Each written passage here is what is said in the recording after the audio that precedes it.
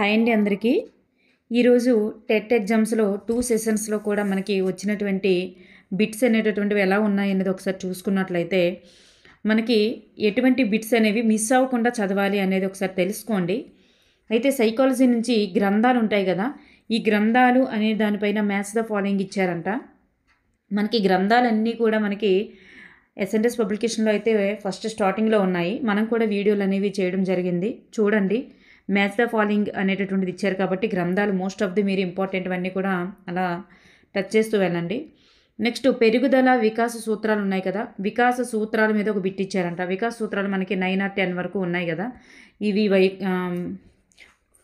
సంచితమైనది, ఇట్లాంటి వైయక్తిక భేదాలు ఉంటాయి, అవన్నీ ఉన్నాయి కదా, క్రమానుగతమైనది, ఇవన్నీ కూడా ఆ 9 లేదా 10 సూత్రాల నుంచి మనకి ఒకటి ఇచ్చారంట. నెక్స్ట్ ఆత్మభావన పిల్లల్లో ఏర్పడేటటువంటి వయస్సు పియాజే గురించి.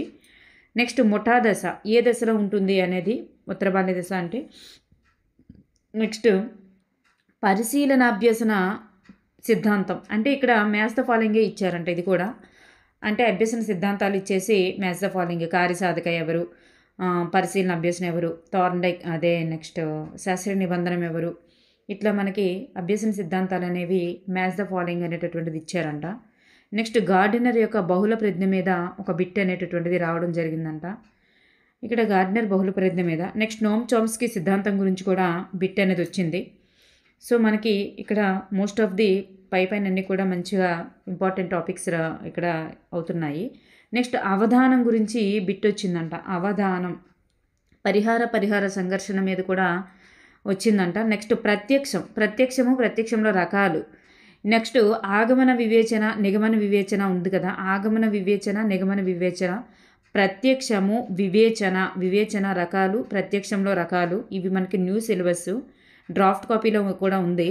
ఇది మీరు తప్పనిసరిగా చదవండి. ప్రత్యక్షంలో రకాలు, అలాగే వివేచన అంటే వివేచనలో రకాలు, ఆగమన వివేచన నిగమన వివేచన, ఇది కూడా ఇంపార్టెంట్.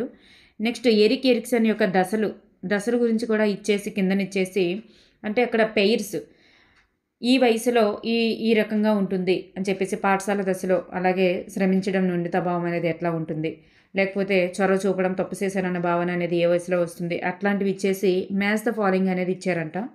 సో నెక్స్ట్ వికాస నియమాల గురించి చెప్పాం కదా.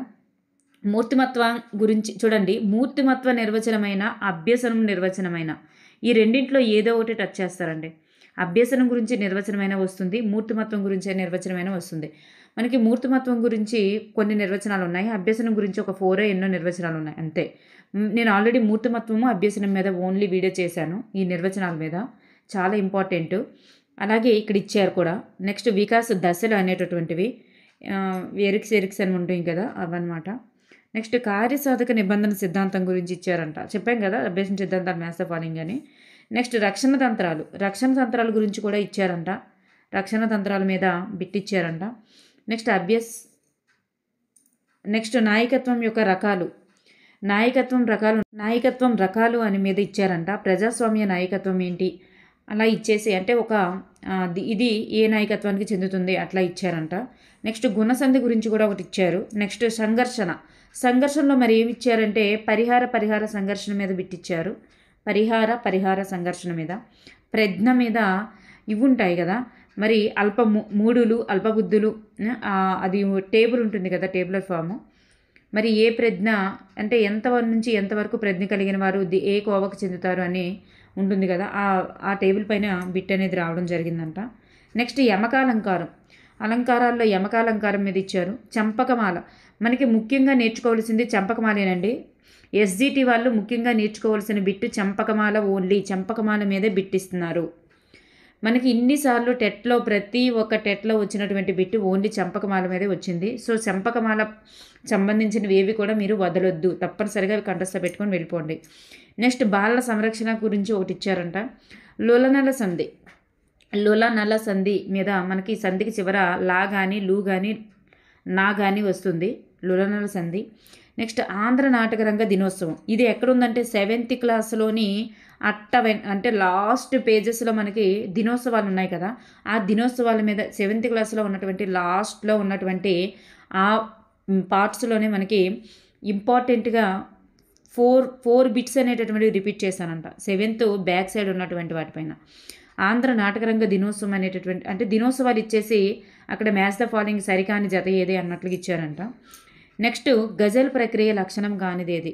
గజల్ ప్రక్రియ మనకు తెలుసు కదా, కథానిక, గజల్, ఈ ప్రక్రియలన్నింటి మీద నేను ఒక వీడియో చేశాను. ఓన్లీ ప్రక్రియలు, చాలా సింపుల్గా ప్రక్రియల మీద వీడియో చేశాను.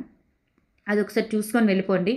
గజల్ ప్రక్రియ కానీ, కథానిక కానీ, ఇతిహాసం కానీ, అలాగే వచన కవిత, గల్పిక, ఇవన్నీ కూడా మనకు ఉన్నాయి. వీటన్నింటి మీద బిట్స్ అనేవి వస్తున్నాయి కాబట్టి ఒకసారి చూసుకొని వెళ్ళండి. నెక్స్ట్ అవధాని పితామహ, అలాగే సరస్వతి పుత్ర అనే బిరుదులు ఎవరివి అని. సివి సుబ్బన్న కదా, సివి సుబ్బన్న, కడప వెంకట సుబ్బన్న గారివి అనమాట ఇవి.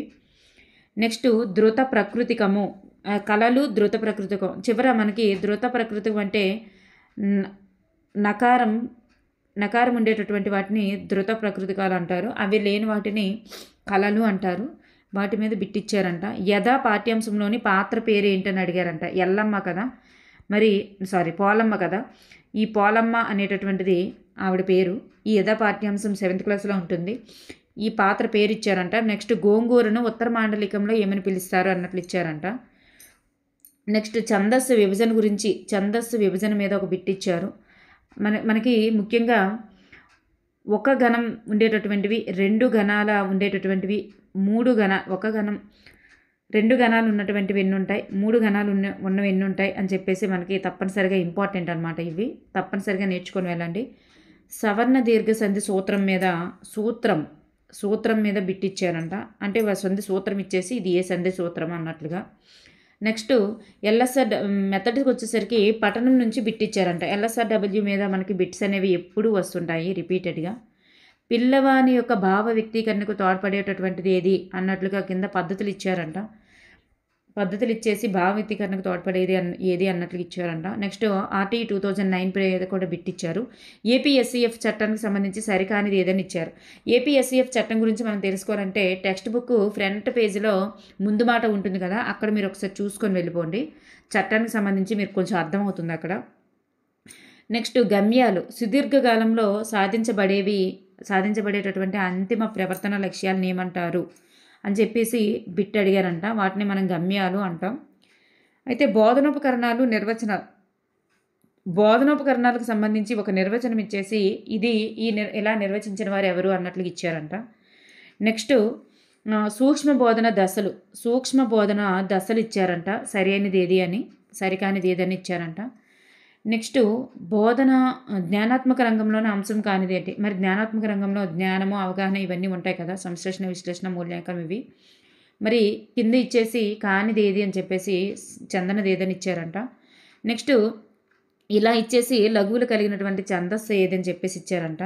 మొదటి 2 లఘువులను గురువుగా మారిస్తే ఏమవుతుంది అని చెప్పేసి ఏర్పడేది ఏది అన్నట్లుగా ఏదో బిట్ ఇచ్చారంట.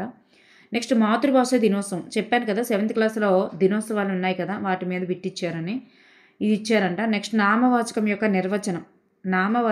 నిర్వచనం మీద బిట్ ఇచ్చారంట.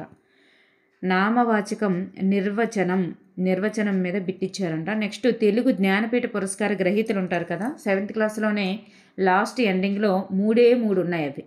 ఆ 3 ఉన్నాయి. అవి ఇయర్స్ ఇచ్చారంట. నెక్స్ట్ ఇయర్స్ ఇచ్చారంట. సంవత్సరాల మీద బిట్ ఇచ్చారంట. అది ఎక్కడో ఉందో అనుకుంటాం, కానీ చాలా సింపుల్గా ఇచ్చారు. నెక్స్ట్ మనం ఎక్స్పెక్ట్ చేసేవి ఏంటంటే మూర్తిమత్వ సిద్ధాంతాల మీద నెక్స్ట్ బిట్ రాబోతుందన్నమాట రేపటికి. మూర్తిమత్వ సిద్ధాంతాలు, స్మృతి, విస్మృతి. అంటే మనం ఒక రోజులో మరి 50 నిమిషాల్లో ఎంత మర్చిపోతాం, ఒక రోజులో ఎంత మర్చిపోతాం, ఆ టేబుల్ ఉంటుంది కదా, ఆ స్మృతి విస్మృతి పర్సంటేజ్లు, అది గుర్తుపెట్టుకొని వెళ్ళండి ప్రతి ఒక్కరు కూడా. వైయక్తిక భేదాలకు సంబంధించినవి వాటి పైన ఇస్తారు. నెక్స్ట్ ప్రజ్ఞా పరీక్షల మీద రేపు బిట్ వచ్చే అవకాశం ఉంది. సామూహిక వైయక్తిక ప్రజ్ఞా పరీక్షల గురించి కానీ, రావెన్ స్టాండర్డ్, భాటియా ప్రజ్ఞామాపిని, CAT గురించి కానీ, ట్యాట్ కానీ, అలాగే రావెన్ స్టాండర్డ్ కానీ, వీటి నుంచి బిట్ వచ్చే అవకాశం ఉంది. కాబట్టి మీరు ఒకసారి ఆ వైయక్తిక, సామూహిక, ఆ టేబుల్ అనేటటువంటిది ఒకసారి చూసుకొని వెళ్ళిపోండి. నెక్స్ట్ మనకు చూడండి, ఇలా ఇచ్చారు. వీటి నుంచి మనకి బిట్ అనేటటువంటిది వచ్చిందంట. నెక్స్ట్ చూడండి, ఈ జ్ఞానపీఠ పురస్కారం తెలుగులో 7th క్లాస్ వెనకాల ఉందని చెప్పాను కదా, ఈ జ్ఞానపీఠ పురస్కారాలు ఉన్నాయే, వీటి నుంచి బిట్ ఇచ్చారంట. ప్రాకుడు రాళ్ళు రావూరి భరద్వాజ గారికి ఏ ఇయర్ అన్నట్లు అంటే ఈ టేబుల్ మీద బిట్ అనేది వచ్చిందంట. సో 7th చూడండి, ప్రపంచ మాతృభాష దినోత్సవం అని చెప్పేసి ఒకటి ఇచ్చారంట. ఫస్ట్ డే ఇచ్చారు. సో ఇక్కడ బాలల రక్షణ దినోత్సవం చూడండి, బాలల రక్షణ దినోత్సవం ఒకటి. మరి ఇది మ్యాథ్స్ ద ఫాలోయింగ్ ఇచ్చారంటున్నారు కాబట్టి ఈ దినోత్సవాలు టెక్స్ట్ బుక్లో ఎక్కడ దినోత్సవం ఉన్నా సరే, తెలుగు టెక్స్ట్ బుక్లో 8th క్లాస్లో ప్రతి లెసన్ వెనక ఒక దినోత్సవం ఉంది. నేను ఈ దినోత్సవాలు, ముఖ్యమైన దినోత్సవాల మీద నేను ఆల్రెడీ ఒక వీడియో చేయడం జరిగింది. ముఖ్యమైన దినోత్సవాలు అని ఉంటుంది. 8th క్లాస్లో ఉన్నవి, 7th క్లాస్లో ఉన్నవి అన్నీ కూడా నేను ఒక వీడియో చేశాను. ఇక్కడ చూడండి, ఈ మ్యాథ్స్ ద ఫాలోయింగ్ ఇచ్చారు కాబట్టి ఇది తప్పనిసరిగా చూసుకొని వెళ్ళిపోండి. నెక్స్ట్ మీకు రాబోతున్నటువంటివి ఏంటంటే చూడండి, ఈ సంధి, ఈ నిర్వచనం ఇచ్చేసి క్రింది వాటిలో ఏంటని చెప్పేసి ఇవ్వచ్చు. నిత్యమన్నా, నిషేధమన్నా, వైకల్పికమన్నా, బహుళమన్నా, వీటి గురించి ఇవ్వచ్చు. నెక్స్ట్ ఆగమం, ఆదేశం, ఆమ్రేడితం, ద్విత్వం, సంయుక్తం, సంశ్లేష అంటే ఏంటి, ధృతం అంటే ఏంటి, ఇగోండి ధృతం. వీటి మీద ఇప్పుడు బిట్ వచ్చింది చూసారా. ఈ లాస్ట్ పేజెస్ నుంచి మనకి ఎన్ని బిట్స్ రిపీట్ అయిపోయి. 8th క్లాస్ నుంచి కూడా మనకి వ్యుత్పత్తార్థాలు ఉంటాయి, నానార్థాలు ఉంటాయి, పర్యాయపదాలు ఉంటాయి. అవి అలాగే ఇచ్చేసే అవకాశం ఉంది. సో ఈ 7thలో పొడుపు కథలు కూడా ఉన్నాయి, ఒకసారి చూసుకొని వెళ్ళండి. అట్ట వెనకాల ఉన్నటువంటివి ఎప్పుడు కూడా టెట్కి రిపీట్ అవుతాయి అన్నమాట. డిఎస్సికి డెప్త్గా వెళ్తాడు కానీ టెట్కి అన్నీ కూడా పైన ఎక్కువ వస్తుంటాయి. ఇక్కడ ఇచ్చేసి మనకి ఇట్లా ఇచ్చారు. ఈ ఉదాహరణ కూడా ధృతానికి సంబంధించిన ఉదాహరణ ఇది. త్రికం అంటే ఏంటి, ఇవి కూడా ఇవ్వచ్చు. విభక్తి, పూర్వపదం, ఉత్తరపదం, విగ్రహవాక్యం, వీటి నుంచి కానీ అంటే వీటి యొక్క ఇది తెలియాలి. పూర్వపదం అంటే ఏంటి, అట్లా సమాసం అంటే ఏంటి, కర్త, కర్మ, సకర్మకం, ఇవన్నీ కూడా చూసుకొని వెళ్ళండి. చూడండి, చాలా ఇంపార్టెంటు త్రికరణములు కానిదేది అని అడగొచ్చు. నెక్స్ట్ చతుర్వేదాలు కానిదేది. నెక్స్ట్ క్రింది వాటిలో వేదాంగములు కానిదేది, పంచమూర్తులు కానిదేది, పంచాంగాలు కానిదేది, ఇవన్నీ కూడా కానిదేది అని అడుగుతూ వెళ్ళొచ్చు కాబట్టి ఇవి కూడా చూసుకొని వెళ్ళండి. నవరత్నాలు, అష్టదిక్పాలకులు, ఇవన్నీ కూడా మీరు చూసుకొని వెళ్ళండి. అంటే ఎక్స్పెక్ట్ చేసేటటువంటి ఏరియాస్ అనమాట. 8th క్లాస్లో ఉన్నా కానీ 6thలో ఉన్నా కానీ టెక్స్ట్ బుక్ లాస్ట్లో ఉన్నటువంటివి తప్పనిసరిగా చూసుకొని వెళ్ళండి. నెక్స్ట్ ఇవి ఉంటుంది కదా, కంఠ్యాలు, తాళవ్యాలు, అవన్నీ ఉంటుంది కదా, స్పర్శాలు, స్థిరాలు, అది మనకి ఒక పేజీలో ఇచ్చారు. అక్షరాలకు తెలుగు వ్యాకరణానికి సంబంధించిన ఒక టేబుల్ ఉంటుంది. ఆ టేబుల్ ఫామ్ తప్పనిసరిగా చదువుకొని వెళ్ళండి. అలాగే సర్వనామం యొక్క ద్వితీయ అర్థ రూపాలు, సర్వనామం యొక్క ద్వితీయ రూపం ఏంటి అని చెప్పేసి ఇస్తారు. నామవాచకం యొక్క విశేషణం ఏంటని చెప్పేసి కానీ, సర్వనామం యొక్క ద్వితీయ విభక్తి రూపమే ఏంటని చెప్పేసి కానీ ఇవ్వచ్చు. నెక్స్ట్ ఇలా మీరు చూసుకొని వెళ్ళండి. చాలా చాలా important. Thank you for everyone.